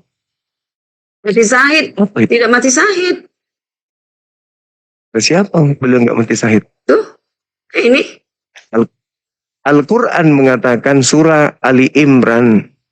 Sudah saya jelaskan tadi Ibu di awal bahwa ketika orang berbicara Ali Imran ayat 69, wala tahsabanna alladziina qutilu fi sabilillahi amwata. Nabi Muhammad sejak menerima risalah kenabian, semua perjalanan hidupnya itu di jalan Allah. Sehingga kematiannya pun mati di jalan Allah. Maka dia mati syahid. Jadi ini Bang Juma ya. Udah artinya gini, harus tahan banting lah teman-teman. Jangan karena dibuat kayak gitu langsung pingsan kalian. Ya kan? Kok pingsan? Ya. Masa apa itu? Ya pasti. Kesurupan semua di bawah. Kalau aku buat gitu. Gara-gara apa? Ya itu dalil tadi. Itu dalil itu sebenarnya. Tanya AI. Dalil apa? Selama Dalil ini apa? AI semua ditanyai, makanya nggak ngerti. Jadi maksudku gini Bang Juma. Tahan nggak dibilang begitu? Nah, sama seperti kami. Kalau dikatakan Yesus iblis, Paulus itu penipu, kami tahan banting loh. Tirulah Paulus seperti kami sendiri tahan banting. mengatakan, Paulus sendiri mengatakan dirinya penipu. Ya itu. Dalam kelicikanku aku menjerat engkau dengan tipu daya. Pengakuannya sendiri. Loh, kenapa jadi kami yang tertuduh? Yang Paulus sendiri mengaku dia penipu kok. Udah aku baca tadi Bang Juma, ternyata tidak. Apanya? Lahiriah ini sampahlah semua bagiku dibanding dengan pengetahuanku tentang Kristus. Itu. Dong, enggak dong. Lahiriah. Segala sesuatu dianggap sampah oleh Paulus. Iya, segala sesuatu yang lahiriah, bumi ini, Oh, ini baju ditambahin ini, lahiriah. semua ini. Kenapa lari ke lahiriah? Sampah bagiku, katanya. Padahal Paulus di situ menjelaskan tentang Taurat. Ketaatannya dengan hukum Taurat. Dia tidak bercacat. Bahkan katakan dalam ajaran Paulusnya di dalam kitab saudara di Roma ya. Di Roma 6 nomor 14. Dia katakan bahwa pengikutnya itu tidak hidup lagi di bawah hukum Taurat. Itu jelas itu. Bahkan kalau Anda melihat Galatia 2 nomor 16. Tidak ada orang yang dibenarkan karena mentaati, karena menjalankan hukum Taurat. Tidak ada orang yang dibenarkan karena melakukan hukum Taurat. Nggak ada. Kok malah memang itu fakta. Kan faktanya kan gini aja, mudah apa itu? Kan aku bilang tadi, ada 5 jenis mati lahiriah. Mati konyol, mati alami, mati sahid, ya kan? Mati sakit, mati sahid atau martir. Dia mati apa? Kalau mati sahid, apakah karena kebenaran? Paulus karena kebenaran. Kebenaran apa? Ya, dia digiring, itu kan dituliskan di sini. Coba. Kebenaran Ada apa? historinya. Ya, kebenaran apa? Itu orang-orang Yahudi yang fanatiker itu mengatakan, Karena tadi kenapa kita sudah kamu bilang- membaca. nggak boleh. Mereka orang-orang Yahudi bilang Paulus nggak boleh mengabar Injil di luar dari Israel. Ya, saya sendiri orang Farisi, saya Yahudi dari suku Benyamin. Dia bilang gitu. Tak ada gunanya ini semua. Itu Ya semua ada gunanya kan? mengabari Injil kepada seluruh bangsa, suku dan bahasa. Ada tertulis. Habis itu dia bertobat kan? Tadi yang kita bahas. Kisah para rasul. Sampai dia dipenggal-penggal pun siap mati kok. Jadi gini Bang Juma, sekarang aku tanya Bang Juma. Mati karena nabi palsu. Kan sudah dinubuatkan nabi Bang palsu Juma, harus mati. aku tanya satu hal. Udah siap mati belum demi kebenaran? Siap? Betul? Yes. Jangan karena di Indonesia di Konoha bilang gitu. Kalau siap, Loh, kami umat Islam itu memang cita-citanya mati dalam kebenaran. Umat Islam itu. mati apa mematikan orang? Loh, siapa yang dimatikan? Kami bukan penjajah. Yang penjajah itu yang datang 300 tahun lebih. Tidak ada yang kami jajah. Justru kami yang dijajah. Baiklah. Sudah jam 1. Besok kami mau Baik. ada meeting. Baik Ibu. Thank Baik. you ya, Terima kasih ya Bang Bu Juma. Karyana. Izin ya. Sama-sama. Terima kasih teman-teman Siap. semua. Yuk. Oke. Yuk. Terima kasih.